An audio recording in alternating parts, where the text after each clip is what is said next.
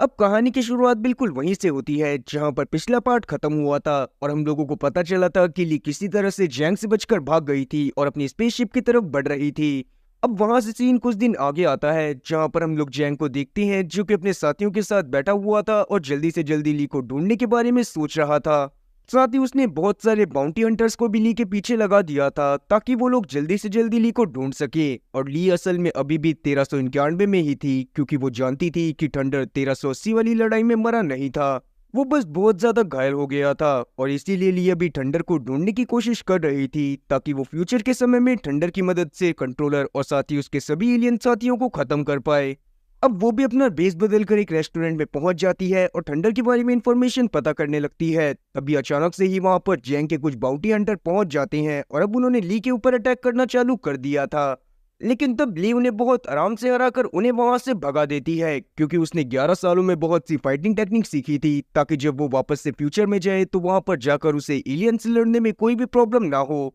वहीं दूसरी तरफ हम लोग मुरुक को देख पाते हैं जिसे जब पिछले पार्ट में ये बात पता चली थी कि उसके अंदर ही कंट्रोलर है तो वो डर के मारे बेहोश हो गया था। पर अभी के समय पर ब्लैक और व्हाइट किसी तरह से उसे होश में लेकर आते हैं और सोचने लगते हैं कि शायद उन्हें मुरुक को जान से मार देना चाहिए क्योंकि एक यही रास्ता था जिससे कंट्रोलर को पूरी तरह से खत्म करा जा सकता था। पर तभी मुरुक को भी उनके प्लान के बारे में पता चल जाता है और वो जैसे तैसे वहां से भाग जाता है। अब क्योंकि मुरुक को भी इन सब चीजों के बारे में जानना था कि आखिरकार उसके अंदर कौन सा शैतान है तो वो तुरंत इन चीजों के बारे में पता करने में लग जाता है। तब उसे एक बूढ़ी औरत से पता चलता है कि आज से बहुत समय पहले जब मंदिर के लोग कहीं पर जा रहे थे तब उन्हें एक इंसान मिला था। वो इंसान असल में बहुत ज्यादा घायल था और मंदिर के लोगों को वो नदी के किनारे मिला था। अब इस बात को जानने के बाद मुरुक इस बात को समझ जाता है कि वो इंसान कोई और नहीं बल्कि जैंग होगा जो कि काफी समय से इसी मंदिर में रह रहा था। साथ ही अम्बुरुक को चियोंग नाम के एक आदमी के बारे में पता चलता है जिसकी आंखों को जैंग ने ही अपने टेंटिकल की मदद से फोड़ दिया था जब वो मंदिर में आया था। उसके बाद से ही सब लोग उससे डरने लगे और वो मंदिर में ही रहने लगा, पर वहां पर से चियोंग उस समय पर चला गया था।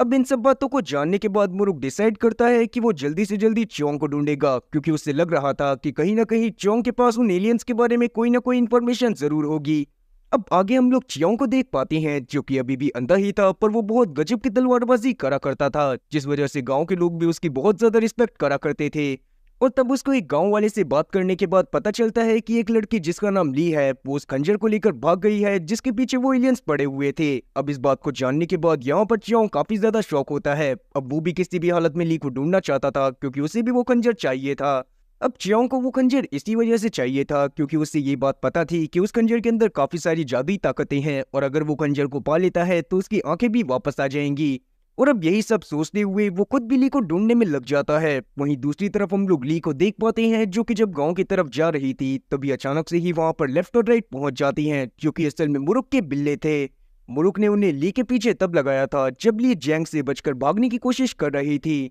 अब जैसे ही लेफ्ट और राइट को ये बात पता चलती है कि अब ली के पीछे और भी काफी सारे लोग आने वाले हैं तो वो तुरंत ही ली को इस बारे में जाकर सचेत करने की कोशिश करने लगते हैं। पर ली उनकी बातों पर भरोसा नहीं करती क्योंकि उसे इस बात का भरोसा नहीं हो रहा था कि मुरुक ने उसके पीछे दो बिल्ले लगाए थे। और तब ली वहां से चली जाती है मगर अभी भी लेफ्ट और राइट उसका पीछा कर रहे थे। दूसरी तरफ हम लोग वापस से मुरुक को देखते हैं जो कि जब चियोंग के बारे में इंफॉर्मेशन निकालने की कोशिश कर रहा था तभी अचानक से ही वहां पर ब्लैक और व्हाइट वापस से पहुंच जाते हैं। अब क्योंकि मुरुक को लग रहा था कि ब्लैक और व्हाइट वहां पर उसे जान से मारने के लिए आए हैं इसीलिए वो वहां से भागना चालू कर देता है। पर तब ब्लैक और व्हाइट किसी तरह से उसे अपनी जादुई शक्तियों की मदद से पकड़ लेते हैं और उसे अपना बंदी बना लेते हैं। और तब रात में जब वो मुरुक से बातें करते हैं तब यहाँ पर ब्लैक और व्हाइट को ये बात भी पता चल जाती है कि मुरुक असल में उनका ही स्टूडेंट था जो कि पहले के समय पर एक टेंपल में उनसे जादू सीखा करता था। इसका मतलब यही था कि बचपन से मुरुक को जितनी भी जादू की ट्रिक आती थी वो ब्लैक और व्हाइट ने ही उसे सिखाई थी। अब ये बात जानने के बाद ब्लैक और व्हाइट के लिए मुरुक को मारना और ज्यादा मुश्किल हो रहा था, पर वो सोचने लगते हैं कि उन्हें मुरुक को जान से मारना चाहिए या फिर नहीं। पर उसी बीच हम लोग मुरुक को देखते हैं जो कि जैसे तैसे अपनी कैद से छूटकर वहां से एक बार वापस से भाग जाता है। वहीं दूसरी तरफ हम लोग वापस से ली को देख पाते हैं जिसे अब खुद भी लग रहा था कि उसका पीछा कोई ना कोई कर रहा है और यही सब सोचते हुए वो अपनी जान बचाने के लिए एक सेफ प्लेस पर पहुंच जाती है। लेकिन उसके वहां पर पहुंचते ही चियोंग ने उसके ऊपर अटैक कर दिया था जो कि पहले से ही वहां पर मौजूद था और ये सब उसका ही एक ट्रैप था। तब वो ली को घायल कर किसी तरह से उससे वो खंजर वहां पर ले लेता है और आगे जब चियोंग ली से बातें करता है तो उसकी बातों से हम लोग जान पाते हैं कि चियोंग ने उस खंजर को किसी और के पास नहीं बल्कि गार्ड के पास ही देखा था, जो कि काफी समय पहले फ्यूचर से उस गांव में आया था ताकि वो वहां पर मौजूद एक एलियन को कैद कर सके। और तब से ही चियोंग को ये बात पता थी कि ये खंजर जादुई है। लेकिन तभी हम लोग मुरुक को देखते हैं जो कि अपनी जादुई शक्तियों की मदद से एक पोर्टल बनाकर उस जगह पर आ जाता है, जिसके बाद वो चियोंग से उस खंजर को भी छीन लेता है। पर जैसे ही वो देखता है कि वहां पर चियोंग ने ली को बंदी बनाया हुआ था तो वो तुरंत ही ली के लिए लड़ाई करता है और वहां से ली को लेकर भी चला जाता है। और तब चियोंग को बहुत ज्यादा गुस्सा आती है क्योंकि उसके साथ तो मोए मोए हो गया था। और ये तो वही बात हो गई कि हाथ तो आया पर मुंह न लगा, जिसके साथ ही सीन 2022 में आता है और हम लोग इन नाम की एक लड़की को देख पाते हैं जो कि अपने पूर्वजों की पूजा कर रही थी। और अब जब इन अपनी पूजा खत्म करने के बाद वहां से बाहर निकलती है तो रास्ते में उसे एक चोर दिखाई देता है जो कि लोगों का सामान चोरी कर कर भाग रहा था। तब वो उस चोर को पकड़ती है और उसे बहुत बुरी तरह से मारती है। और क्योंकि वो चोर घायल हो गया था इसीलिए उसे हॉस्पिटल में एडमिट करवा दिया जाता है। पर अचानक से ही उस दिन हॉस्पिटल में एक स्पेसशिप पहुंच जाता है जिसके अंदर से एक पत्थर गिरता है। और तब जाकर हम लोग जान पाते हैं कि असल में वही दिन था जिस दिन वहां पर 107 एलियन को लोगों के अंदर इम्प्लांट करा गया था। उस समय वहां पर छोटी ली भी मौजूद थी जिसका नाम उस समय पर येन ही था। अब जिन लोगों ने फर्स्ट पार्ट नहीं देखा है उन लोगों को समझ में नहीं आ रहा होगा कि आखिरकार मैं ली को येन ये क्यों बोल रहा हूँ, तो इसीलिए मैं वापस से एक बार रिक्वेस्ट करना चाहूंगा कि जिन लोगों ने फर्स्ट पार्ट नहीं देखा है वो इसके फर्स्ट पार्ट को भी पहले देख ले, तभी आपको पार्ट 2 समझ में आएगा। आप लोगों को इसके फर्स्ट पार्ट का लिंक पिन कमेंट या फिर डिस्क्रिप्शन बॉक्स में मिल जाएगा। अब एलियन इम्प्लांटेशन खत्म होने के बाद वहां पर किसी को कुछ भी याद नहीं रहता, सिर्फ येन ही को ही सब कुछ याद था क्योंकि उसने पहले से ही अपने फोन में उस चीज की वीडियो बना ली थी और साथ ही उसके ऊपर एलियन इम्प्लांटेशन भी नहीं हुआ था। अब उसी वक्त हम लोग गार्ड को भी देखते हैं जो कि एलियन इम्प्लांटेशन खत्म होने के बाद जब अपनी गाड़ी के पास जाता है तो गाड़ी के अंदर मौजूद थंडर से बातें करने लगता है। उसी वक्त वहां पर इन भी पहुंच जाती है जो कि गार्ड को इस तरह से देखकर काफी ज्यादा शौक थी। अब क्योंकि इनकी बेटी यान ये की दोस्त थी और साथ ही उस दिन इनकी बेटी का बर्थडे था इसीलिए इन जैसे ही अपने घर में जाती है तो वहां पर मौजूद यान ये से उसके पिता के बारे में सवाल करने लगती है कि आखिरकार वो अपनी गाड़ी से बात क्यों कर रहे थे। लेकिन यानी जिसको उस समय तक ये बात समझ में आ गई थी कि उसके पिता दुनिया को बचाने का काम करते हैं, वो इस बारे में इनको कुछ भी नहीं बताती। जिसके थोड़ी देर बाद हम लोग देख पाते हैं कि इनकी बेटी को यानी ये वही वीडियो दिखा रही थी जो उसने हॉस्पिटल में बनाया था। और उस वक्त येन की नजर उस वीडियो पर पड़ गई थी, इसीलिए वो रात में येन ये को उसी के घर में रोक लेती है और जैसे ही वो वहां पर सो जाती है वैसे ही ये उसके फोन से उस वीडियो को ले लेती है। अब जिन लोगों ने इस मूवी के फर्स्ट पार्ट को देखा होगा उन्हें ये बात बहुत अच्छे से पता होगी कि जिस दिन हॉस्पिटल वाला कांड हुआ था उसके अगले दिन ही शहर में एक स्पेसशिप आया था जिसमें से एक रेडॉक्स नाम का एलियन निकला था जो कि अपने लीडर कंट्रोलर को फ्री करवाना चाहता था। और उस समय पर गार्ड और कंट्रोलर के बीच में भी बहुत ज्यादा लड़ाई हुई थी। साथ ही उसी समय पर कंट्रोलर की शिप में से 2 बॉल जमीन पर आ गई थी जिनके अंदर ऐसी गैस भरी हुई थी जिसमें सिर्फ एलियन ही सरवाइव कर सकते थे। इसी वजह से उस एरिया में मौजूद बहुत सारे ह्यूमंस मारे गए थे और इसीलिए उस समय पर सिर्फ वो इंसान ही जिंदा बचे थे जिनके अंदर एलियंस को इम्प्लांट करा गया था। अब क्योंकि इन भी पुलिस में ही थी और उसे ही इस केस को हैंडल करने के लिए बोला गया था तो वो वापस से छानबीन में लग जाती है। साथ ही अब उसे ये बात भी समझ आ जाती है कि लास्ट डे जो लोग हॉस्पिटल में मौजूद थे उनके ऊपर गैस का कोई भी फर्क नहीं पड़ा। ये बात इनको थोड़ी सी अजीब लगती है और वो इस बारे में जानने के लिए यानी के घर में चली जाती है। अब ऐसा उसने इसी वजह से करा था क्योंकि उसने यानी के फोन से ही वो वीडियो ली थी। साथ ही उसने गार्ड को भी कार से बात करते हुए देखा था। इसका मतलब यही था कि हो सकता था कि गार्ड या फिर यानी का इस केस से कोई लेना देना हो। लेकिन उस समय पर वहां पर गार्ड और थंडर की कंट्रोलर और उसके साथियों से लड़ाई चल रही थी। उस समय पर कंट्रोलर से गार्ड जैसे तैसे वो खंजर तो हासिल कर लेता है, साथ ही वो किसी तरह से इनकी जान भी बचाता है जिसको कंट्रोलर जान से मारने वाला था। और बाद में जब गार्ड को ये बात समझ आती है कि वो यानी की जान उस समय में नहीं बचा पाएगा, साथ ही वो कंट्रोलर और उसके साथियों को उस समय पर नहीं हरा सकता, तो वो कंट्रोलर, थंडर और साथ ही छोटी यानी को लेकर अपने साथ पास्ट में आ जाता है। लेकिन उन लोगों के वहां से जाने के बाद कंट्रोलर के 2 साथी भी पोर्टल के बंद होने से पहले पोर्टल में चले गए थे और वो दोनों जैंग और साथ ही वही एलियन थे जिनको हमने फर्स्ट पार्ट में देखा था। उस समय पर इन भी ये सब देख रही थी मगर वो अभी कुछ भी नहीं कर पाती, जिसके साथ ही सीन वापस से 1391 में जाता है जहाँ पर हम लोग अब मुरुक और ली को साथ में बैठकर बातें करते हुए देख पाते हैं। जहाँ अब ली से बातें करते हुए मुरुक को ये बात समझ में आ जाती है कि ली असल में वही छोटी लड़की है जिसकी जान बचपन में मुरुक ने बचाई थी। और ये बात जानने के बाद जब वो इस बारे में ली को बताता है तो ली भी काफी ज्यादा खुश होती है और तुरंत ही मुरुक को गले से लगा लेती है। लेकिन तब उससे मुरुक ये बात भी बता देता है कि अभी के समय पर मुरुक के अंदर ही कंट्रोलर है और मुरुक ये चाहता था कि वो जल्दी से जल्दी सुसाइड कर ले ताकि वो अपने शरीर के साथ साथ कंट्रोलर को भी पूरी तरह से खत्म कर दे। मगर तब ली उसे ऐसा करने से रोकने लगती है। वो उसे समझाने की कोशिश करती है कि वो किसी न किसी तरह से कंट्रोलर को उसके अंदर से निकाल लेगी और इतना बोलने के बाद वो वहां से वापस से थंडर को ढूंढने के लिए चली जाती है क्योंकि उसे जल्दी से जल्दी फ्यूचर में भी वापस जाना था ताकि वो सब कुछ वापस से रोक पाए। वहीं दूसरी तरफ हम लोग जैंग को देखते हैं जो कि अपने साथियों के साथ जब ली को ढूंढते हुए नदी के पास आता है तो उसे वहां पर गार्ड की स्पेसशिप मिल जाती है, जिसे देखने के बाद यहाँ पर जैंग काफी ज्यादा खुश हो गया था क्योंकि वो इस बात को जानता था कि ली थंडर को ढूंढने के बाद जरूर ही उस स्पेसशिप के पास आएगी। इसीलिए वो जल्दी से अपने साथियों से उस स्पेसशिप को अपने घर में रखने के लिए बोल देता है। अब दूसरी तरफ हम लोग वापस से मुरुक को देख पाते हैं जो कि लेफ्ट और राइट के साथ बैठकर बातें कर रहा था और तब यहाँ पर मुरुक को लेफ्ट और राइट की बातों से समझ में आ जाता है कि ली के पीछे अभी के समय पर बहुत सारे बाउंटी हंटर पड़े हुए थे और वो ली को कभी भी जान से मार सकते थे। और ये बात पता चलने के बाद मुरुक डिसाइड करता है कि वो भी ली की इस लड़ाई में मदद करेगा, इसीलिए वो तुरंत ही लेफ्ट और राइट के साथ ली के पास पहुंच जाता है। जहां अब ली जब देखती है कि वो लोग उसकी मदद करने के लिए आए हैं तो वो यहाँ पर लेफ्ट राइट और साथ ही मुरुक को ये बात बता देती है कि वो थंडर नाम के एक रोबोट को ढूंढ रही है जो कि छोटा सा उड़ने वाला एक रोबोट है। अब रोबोट किस चिड़िया का नाम है लेफ्ट राइट और साथ ही मुरुक को इस बारे में कुछ भी समझ में नहीं आता, पर जैसा हुलिया ली थंडर का बता रही थी वैसे ही हुलिया वाली सेम पेंटिंग को लेफ्ट और राइट ने एक झोपड़ी में देखा था और वो तुरंत ही वहां पर से ली और मुरुक को अपने साथ उस झोपड़ी में लेकर चले जाते हैं। जहां जाने पर ली भी उस पेंटिंग को देखती है, साथ ही जब वो उस झोपड़ी को सही से चेक करती है तो वहां पर उसे थंडर भी मिल जाता है लेकिन वो ऑन नहीं हो रहा था, जो देखने के बाद ली को कुछ भी समझ नहीं आता। पर उतने में ही वहां पर वो दो लोग पहुंच जाते हैं जो कि उस झोपड़ी में रहा करते थे, पर उन दोनों को देखने के बाद वहां पर किसी का भी दिमाग काम नहीं कर रहा था क्योंकि वो दोनों बिल्कुल लेफ्ट और राइट की तरह दिखते थे। अब जैसे ही उन दोनों की नजर लेफ्ट और राइट के ऊपर पड़ती है तो वो तुरंत ही वहां से भागना चालू कर देती हैं, पर तब लेफ्ट और राइट उन दोनों का पीछा करते हैं और उन दोनों को पकड़कर जब उनसे पूछताछ करी जाती है तो उन्हें पता चलता है कि असल में उन दोनों आदमियों ने लेफ्ट और राइट को झोपड़ी में 10 साल पहले देखा था, लेकिन अचानक से ही लेफ्ट और राइट उस समय पर कहीं पर चले गए थे और उसके बाद अब वो दोनों जिन्हें लेफ्ट राइट को अभी के समय पर देख रहे थे।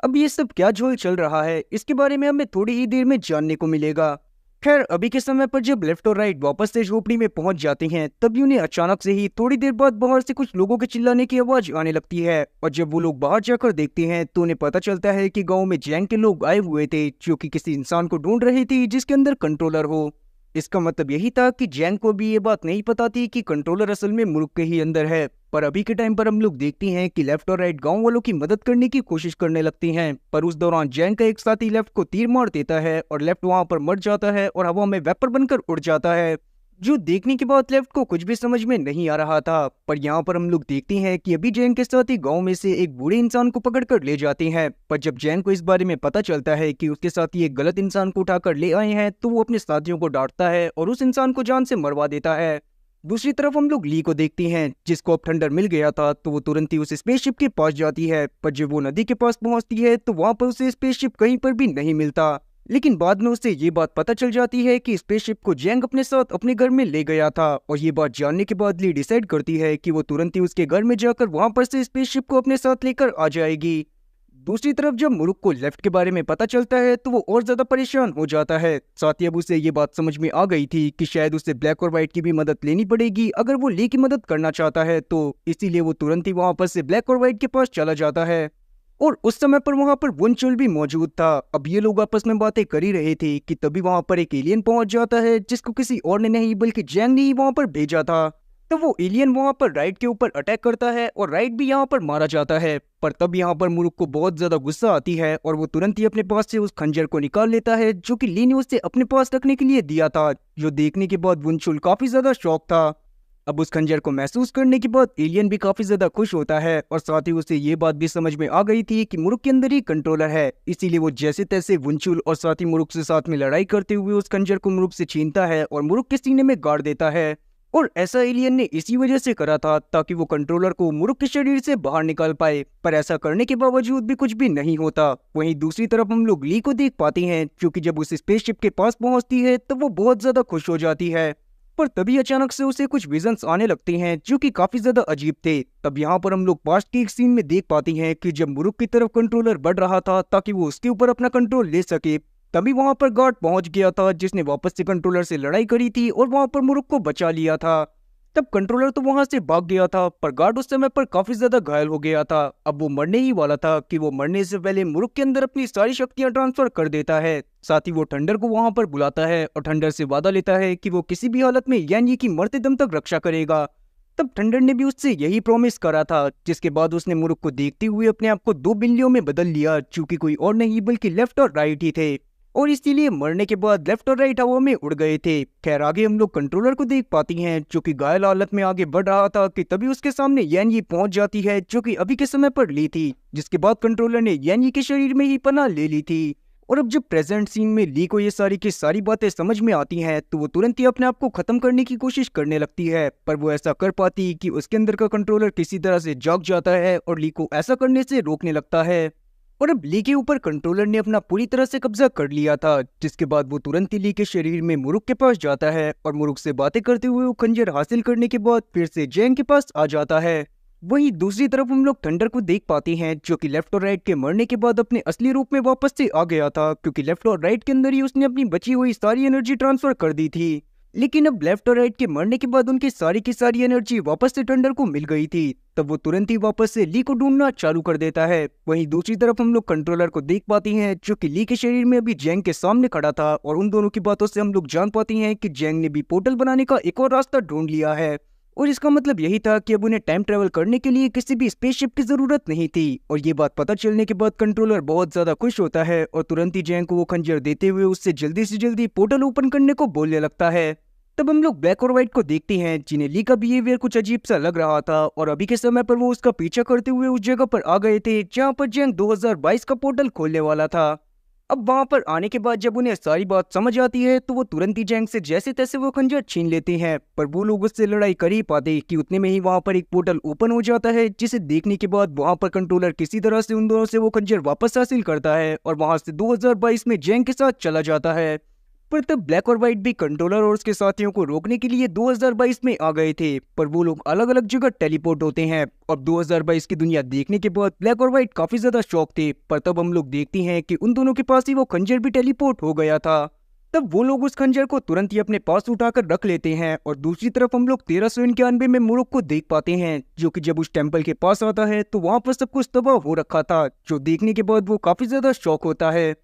लेकिन उतने में ही वहां पर थंडर भी गार्ड की एनर्जी को डिटेक्ट करता हुआ पहुंच गया था। वहां पर आने के बाद वो जैसे ही मुरुक को देखता है तो वो समझ जाता है कि मुरुक ही वो बच्चा है जिसके अंदर गार्ड ने अपनी एनर्जी को ट्रांसफर करा था। तब वो मुरुक को उसकी पावर कंट्रोल करना सिखाता है और उसे गार्ड का सूट भी दे देता है। अब क्योंकि गार्ड के अंदर ये पावर पहले से थी कि वो अपनी स्पेसशिप में बैठने के बाद बिना खंजर के भी टाइम में आगे पीछे जा सकता है, तो थंडर यहाँ पर मुरुक को उस शक्ति के बारे में बताता है और तुरंत ही वहां पर स्पेसशिप को गाड़ी में कन्वर्ट करता हुआ जल्दी से उसमें मुरुक को बिठाता है और 2022 में पहुंच जाता है। अब फ्यूचर की दुनिया को देखने के बाद मुरुक बहुत ज्यादा शॉक था, और अब वो लगातार थंडर से हर चीज के बारे में सवाल करना चालू कर देता है। वहीं हम लोग कंट्रोलर को देखते हैं जिसे जब पता चलता है कि उसके पास वो खंजर नहीं है तो वो तुरंत ही ब्लैक और व्हाइट को ढूंढने में लग जाता है,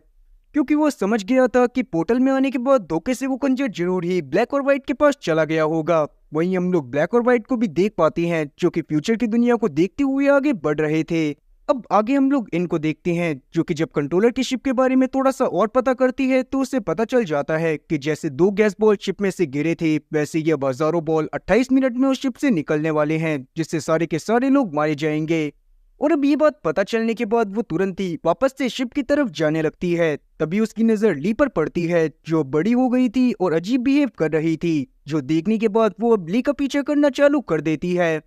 पर हम लोग तो जानते ही हैं कि ली के अंदर कंट्रोलर था जो कि अभी के समय पर ब्लैक और व्हाइट को ढूंढ रहा था, और तब वो ब्लैक और व्हाइट को ढूंढते हुए एक ट्रेन के पास आ जाता है।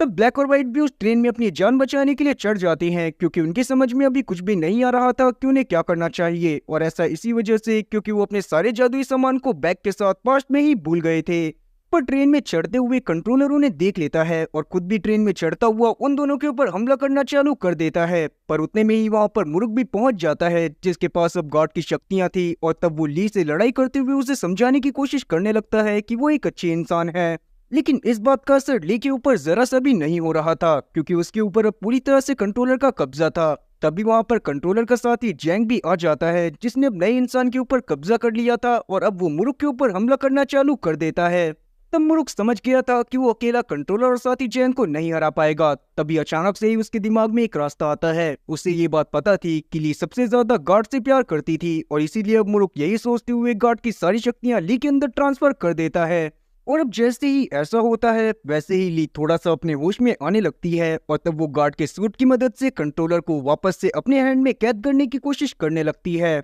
और तब ना चाहते हुए भी कंट्रोलर को ली के शरीर से बाहर आना पड़ता है, क्योंकि कंट्रोलर इस बात को बहुत अच्छे से जानता था कि अगर वो ज्यादा देर तक ली के अंदर रहेगा तो ली उसको गार्ड की शक्तियों की मदद से एक पत्थर में तब्दील कर देगी। और तब कंट्रोलर उस आदमी के शरीर के अंदर घुसने की कोशिश करने लगता है जिसके अंदर पहले से जैंग मौजूद था, जिससे अब उस आदमी के शरीर के अंदर दो एलियंस हो जाते हैं। लेकिन उस आदमी का शरीर ये प्रेशर झेल नहीं पाता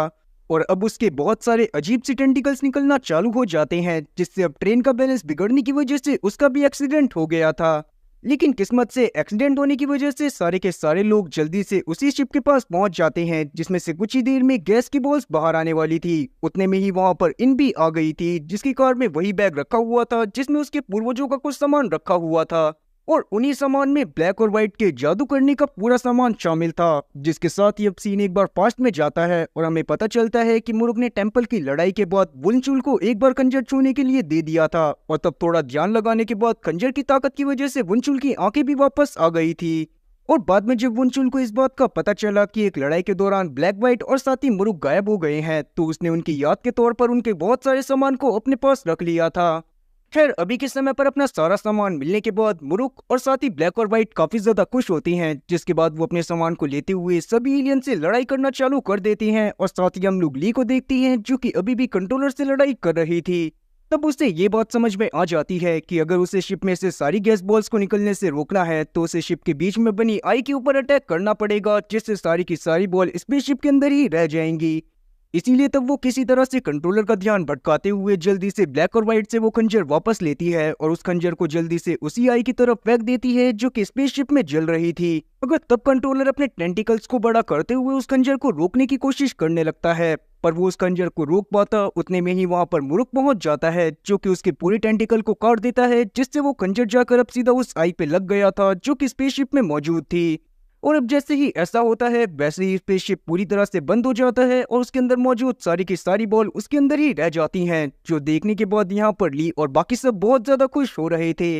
लेकिन उस समय हम लोग वापस से कंट्रोलर को देखते हैं जिसका शरीर अब मुरुक के ऊपर कब्जा करने की कोशिश कर रहा था। मगर तब ली वहां पर गार्ड की ताकत के साथ आती है और तब वो कंट्रोलर को भी एक रेड जेम में कन्वर्ट कर देती है, जिससे कंट्रोलर पूरी तरह से खत्म हो गया था। उतने में ही वहां पर थंडर भी पहुंच जाता है जो कि ली को समझाता है कि उसने बहुत अच्छा काम करा और अब थंडर आगे का काम खुद संभालने वाला था। तब थंडर वहां पर उस स्पेसशिप के अंदर चला जाता है और उस स्पेसशिप को अपने साथ स्पेस में लेकर चला जाता है। उसका प्लान यही था कि वो इस स्पेसशिप को स्पेस में लेकर जाने के बाद वहां पर उसे डिस्ट्रॉय कर देगा। और अब उसके वहां से जाने के बाद तुरंत ही वहां पर एक पोर्टल भी ओपन हो गया था, जिसमें से ब्लैक व्हाइट और साथ ही मुरुक अपने टाइमलाइन में वापस चले जाते हैं, जो देखने के बाद ली यहाँ पर और ज्यादा उदास हो जाती है क्योंकि अब यहाँ पर वो अकेली हो गई थी। और तब ली परेशान होती हुई अपने टूटे हुए घर में वापस से चली जाती है और वहां पर मुरुक और साथ ही गार्ड को याद करने लगती है। वहीं हम लोग 1391 में मुरुक को टेंपल में देख पाते हैं जो कि अकेला बैठा हुआ था और उसे अभी भी ली की बहुत ज्यादा याद आ रही थी।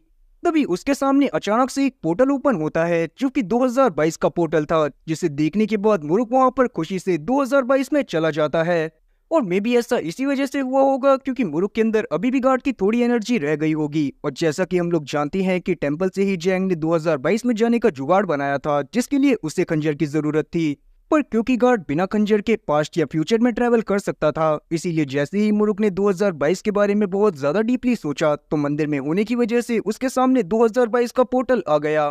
खैर अभी के समय पर 2022 में आने के बाद मुरुक बहुत ज्यादा खुश होता है, जिसके साथ ही ये मूवी भी यहीं पर खत्म होती है। तो उम्मीद है कि एक्सप्लेनेशन अच्छी लगी होगी। अगर एक्सप्लेनेशन अच्छी लगी हो तो चैनल को सब्सक्राइब करना और बेल नोटिफिकेशन को ऑल पर सेलेक्ट करना और वीडियो को भी लाइक करना। मैं ऐसी और मजेदार एक्सप्लेनेशन वीडियोस लाता रहूंगा। खैर तब तक के लिए टाटा और गुड बाय।